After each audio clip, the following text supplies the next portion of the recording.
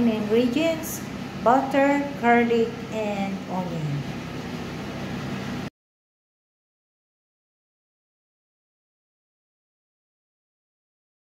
Another ingredients, olive oil, garlic powder, soy sauce, and pimenta. Muna ng butter.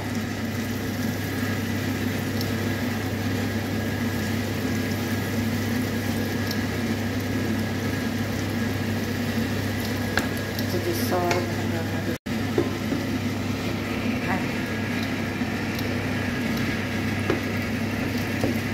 Garlic, onion,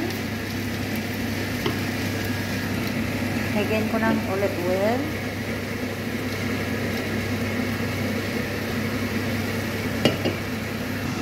ayan, lagay ko na ang lechon. Next, lagyan ko ulit ng garlic powder, lagyan ko din ng piminta, plus soy sauce. Pampalasa.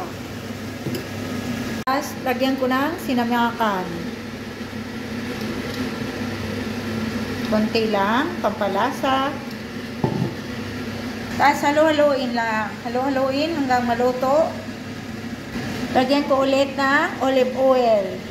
Ito na yung pang luto talaga para magkikrispy na siya. Damihan natin ng lagay.